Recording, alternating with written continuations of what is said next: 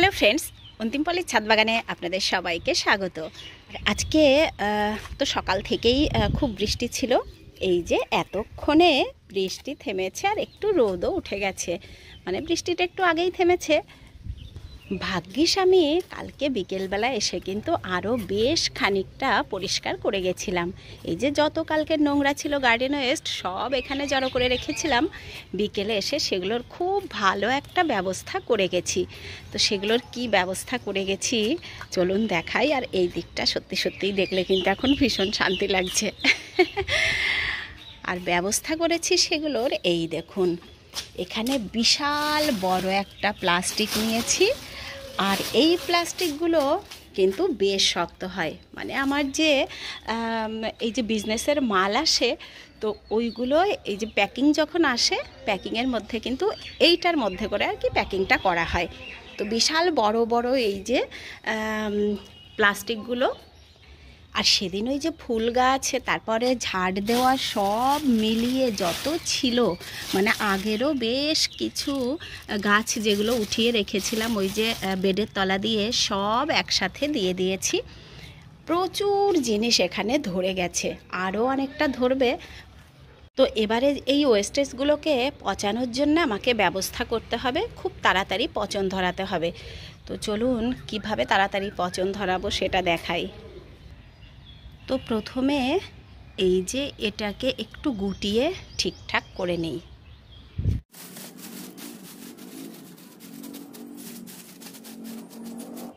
ব্যাস, এবারে এই যে গোল হয়ে গেল, যে কোনো কিছু আমি এর মধ্যে কিন্তু খুব ভালোভাবে দিতে পারবো। আর জল দিলেই এটা একটু একটু বসে যাবে।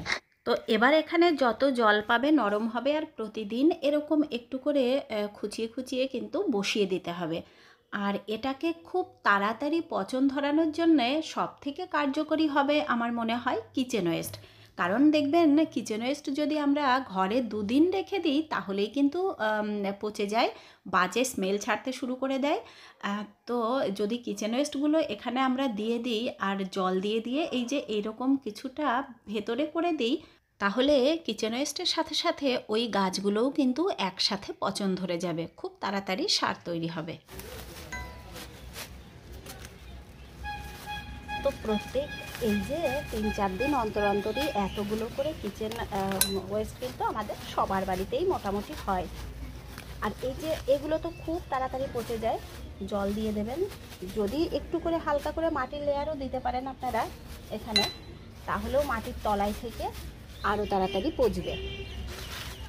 তো আমি আর মাটি দিচ্ছি না, কারণ মাটি দিলেই যে এই মাটিটা যেটা তৈরি হবে সেটা একটু ভারী হয়ে যাবে। আমি তো সবসময় একটু লাইট ওয়েটই পছন্দ করি আর লাইট ওয়েটই বেড করি। তো আমি এগুলোকে যে এরকম করে দিয়ে দিলাম। এবার প্রত্যেক দিন এখানে জল দিতে থাকবো, তাহলেই দেখবেন খুব তাড়াতাড়ি এটা পচে সার হয়ে গেছে। আর কয়েকদিন দেওয়ার পরেই কিছু একটা এখানে আমি দিয়ে দেব, যেটা খুব সহজে হয়।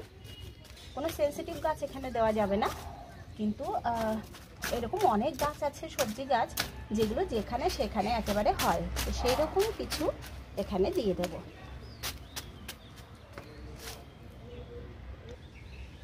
আর বুঝতেই পারছেন কি পুষ্টিকর আর কি সুন্দর একটা মাটি, আর কতটা মাটি এখানে তৈরি হবে সেটা অনেক দিন ধরে হোক, কোনো তাড়া নেই। এখন মাটি প্রচুর আছে বাগানে, তো এটা হতে থাকুক। আর কিচেন ওয়েস্টগুলো আনতে গিয়ে এই দেখুন একটা পেঁয়াজ একটু পচা পচা হয়ে গেছিলো, তো ওটা দেখছি গাছ বেরিয়ে গেছে। তো এই যে এখানকার মাটিটা ভীষণ ভালো আছে, একদম পচে গেছে। এদিকে একটু দিয়ে দিই, এখানে যদি হয় পেঁয়াজটা হবে।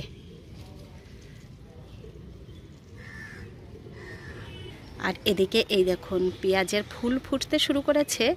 আর এই জায়গাটায় আমি বীজ রাখবো, কখনো রাখিনি বা হবে কিনা আমি জানিও না, এইভাবে রাখা যায় কিনা। তো এবারে বীজ আমি বানিয়ে দেখব।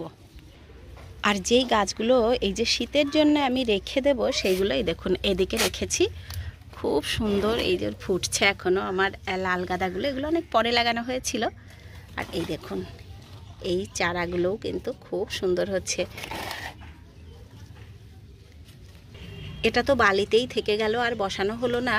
তো একটা চারা আমি বালি আর সিন্ডার মিক্সড করে বসিয়ে রাখবো, তাহলে কিন্তু রুটটা ভালো থাকার সম্ভাবনা বেশি থাকে। আর এগুলো তো মাটিতেও অনেকগুলোই বসানো হয়েছে, সেগুলো থাক। কটা এক্সট্রা চারা হয়ে গেছিলো বিটের, তো আমি রেখে দিয়েছিলাম এই যে একটা গ্লাসের মধ্যে। এটা বসাবো বলে আর ভাবিও নেই, আর এখন হবে কিনা আমি তাও জানি না। তো কালকেই আপনারা দেখতে পেয়েছিলেন আমি বিট গাজর তুলেছিলাম, তো সেই বিট ভাজা, গাজর আর বিট দুটো ভাজা এত ভালো হয়েছিল। তার সাথে দিয়েছিলাম ওই একটু শালগম আর ধনেপাতা দিয়ে, ভাজাটা অপূর্ব হয়েছিল, মানে ভীষণ টেস্টি। সেটা দেখে আমি এই যে চলে এসেছি আবার এইগুলো নিয়ে, যদি হয় তো এই চারা কটাও বসিয়ে রাখি। তো মাটিটা কিন্তু একেবারে ভালো রয়েছে, মানে খুব সুন্দর রয়েছে। এটার কিচ্ছু করার দরকার নেই, কোনো খাবারও দেওয়ার দরকার নেই, কারণ কিছুদিন আগেই এই যে গোবর সার দিয়েছিলাম। এই দেখুন গোবর সারগুলো কিন্তু এখনও এরকমই যে রয়েছে। তো এখানেই আমি এই যে কটা বিট আছে একটু বসিয়ে দেব। চারাগুলো রয়েছে, তো বসিয়ে দিই যদি হয়।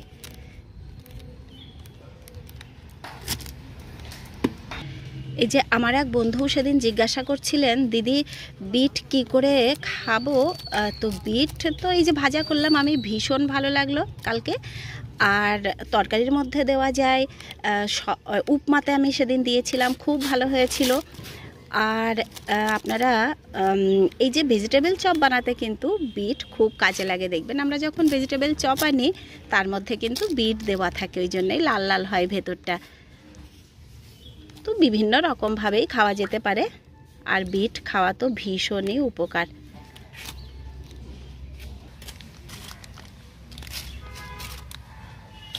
এই যে বাগানের নোংরা ফেলার একটা খুব ভালো জায়গা হলো আমার। ওরকম কত বড় বড় প্লাস্টিক যে আগে আমি ফেলে দিয়েছি, নষ্ট করেছি, এইবার থেকে আর একটা প্লাস্টিকও মনে হচ্ছে নষ্ট হবে না। আর এই দিকে আমার স্থলপদ্ম গাছটা আর দিন দিন যা চেহারা হচ্ছে, দেখে একেবারে মন ভরে যাচ্ছে। খুব সুন্দর চেহারা হচ্ছে স্থলপদ্ম। ও বাবা, এই যে কুড়ি আসছে নাকি, মনে হচ্ছে যেন আরও কুড়ি আসছে, মানে আরও ফুল পাওয়া যাবে। এটা মনে হচ্ছে 12 মাসে স্থলপদ্ম হতে পারে, তা না হলে এই সময়ে কিন্তু স্থলপদ্ম ফোটে না। দেখা যাক, ফুটলে বোঝা যাবে। আর শুধু মনে হচ্ছে এখান থেকে কেটে দিই, তাহলে গাছটার শেপটা ভালো হবে। এই যে এইদিকে অনেকগুলো ডাল একসাথে বেরিয়েছে, আবার এইদিকেও নতুন নতুন ডালগুলো খুব সুন্দর, সেটা দেখে আবার কাটতেও পারছি না। আর এই গাছটার খাবার এই দেখুন আমি এরকমভাবে দিয়ে রেখেছি। এটা হচ্ছে কিচেন ওয়েস্ট, আর ওই কিচেন ওয়েস্টের মধ্যে মাঝে মাঝেই আমি একটু করে জল দিয়ে দিই, তাহলে সব সময় একটা ওই যে সবজি পচার সার ওরা পাচ্ছে এই গাছটা। তো এবারে এই যে প্রত্যেক দিনের মতো একটু হারভেস্ট করে নেব। আর সকালবেলায় এই যে যেই বৃষ্টি দেখেই অর্ডার হলো খিচুড়ি, কিন্তু এখন তো রোদ উঠে গেছে, খিচুড়ি আর খাওয়া হবে নাকি কি জানি। দেখি খিচুড়িরই সব সবজিগুলো তো নিয়ে যাই, তারপর দেখা যাবে কি হবে। মাঝে মাঝে রোদটা মেঘে যে ঢেকে যাচ্ছে, আর যখন উঠছে তখন ওরে বাপরে, খুব রোদের তাপ। এই কচি কচি বরবটিগুলো কিন্তু খিচুড়িতে খুব ভাল লাগে। 2-4টে শিমও মনে হচ্ছে পাওয়া যাবে।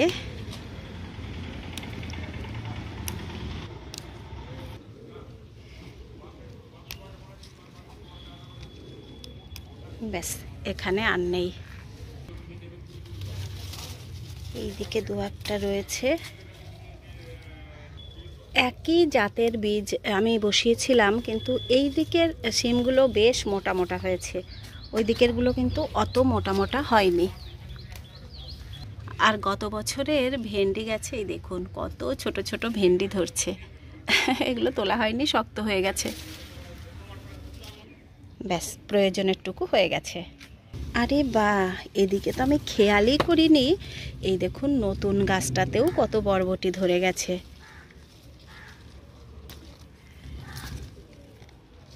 প্রচুর ফুলও এসে গেছে, ফুলে আবার দেখছি পোকাও এসে গেছে। তো পোকার তো এই যে ঘরোয়া কীটনাশক আমরা দিই ওটা দিয়ে দিতে হবে কালকেই। অল্প থাকতে থাকতে দিলে খুব অল্পতেই কাজ হয়ে যাবে। এই দেখুন পাতার পেছন দিয়ে ভর্তি পোকা হয়ে গেছে। আর এখানে বেগুনের ভারে এই দেখুন এই ডালটা একেবারে নুয়ে পড়েছে। তো এখান থেকে আজকে একটা বেগুন আমি নিয়ে নেব। এটাই তোলার মতো হয়েছে। আর এই যে আর একটা থাকলো, এটাও প্রায় তোলার মতোই। এটা একটু ঢাকা ঢুকি দিয়ে রেখে যাই।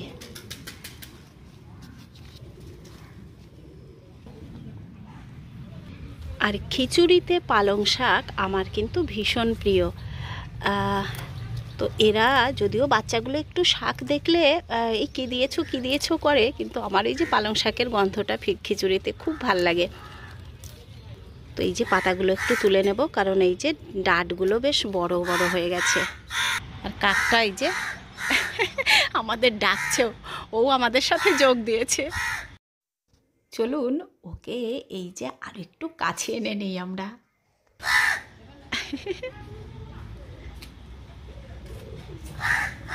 চলে গেল।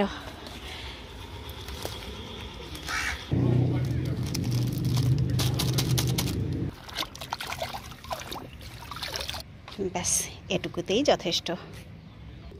আর নিয়ে নেব একটুখানি গাজর। আজকে বৃষ্টি নেমে মনে হচ্ছে একটু হালকা হয়ে আছে, মাটিটা উঠে যাচ্ছে তাড়াতাড়ি। ব্যাস খুব বেশি লাগবে না, এটাতেই হয়ে যাবে। আর নিয়ে নেব একটা ফুলকপি।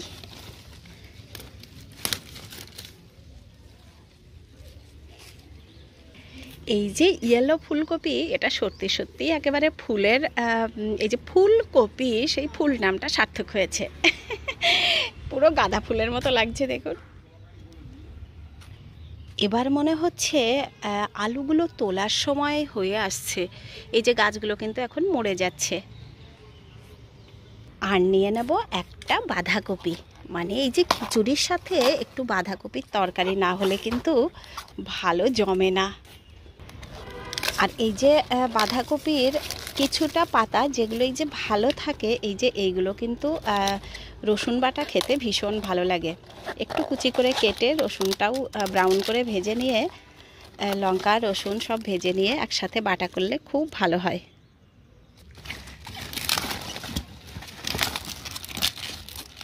এগুলো একটু কেটে ছোট ছোট করে দিতে পারলে ভালো হতো, এখন এরকমই থাক। এই যে বাঁধাকপিটা খুব বেশি বড় সাইজ কিন্তু হয়নি, যেহেতু খুব টাইট হয় বাঁধাকপিগুলো, কাটলে কিন্তু বেশ অনেকটাই হয়। আর তার সাথে একটু যদি কুমড়ো ফুলের বড়া হয় তাহলে তো আরোই জমে যাবে। কালকের ফুল দুটো আছে আর আজকে পেলাম 3টে, মিলিয়ে 5টা ফুলের বড়া করে নেওয়া হবে। বাপরে বাপরে, যা রোদের তাপ বেরিয়েছে কি বলবো, ভীষণ রোদ উঠেছে।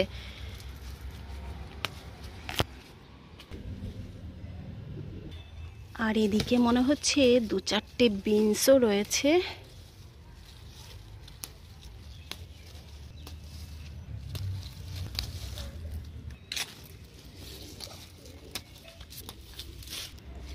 এখানেও 2-4টে রয়েছে।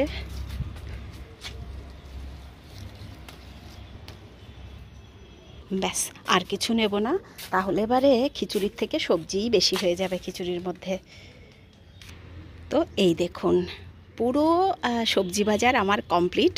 মানে একটা খিচুড়ি করার জন্যে যা যা দরকার, ভাজা থেকে তরকারি থেকে সেই সবজি খিচুড়িতে দেওয়া থেকে যা যা সবজি দরকার সে সব কিন্তু হয়ে গেল। তাও বেশ অনেক রকমই হয়ে গেল। এই যে বিনস, গাজর, শিম, বরবটি, কপি, পালং শাক আর হচ্ছে বেগুন, আর ভাজার জন্য এই যে কুমড়ো ফুল, আর তরকারির জন্য হয়ে গেল বাঁধাকপি। ব্যাস একেবারে সবজি বাজার আমার কমপ্লিট। তো সবজিগুলো নিয়ে চলুন চলে যাই খিচুড়ি বানাতে। আর আমারও সময় শেষ হয়ে এসেছে। এতক্ষণ যারা দেখলেন তাদেরকে অসংখ্য ধন্যবাদ। ভালো লাগলে লাইক কমেন্ট শেয়ার করবেন। আর যারা আমার একদম নতুন বন্ধুরা আছেন তাদের যদি ভালো লাগে তাহলে চ্যানেলটিকে সাবস্ক্রাইব করে নেবেন। তো আপনারা সবাই খুব ভালো থাকবেন। দেখা হবে আবার নেক্সট ভিডিওতে। টাটা।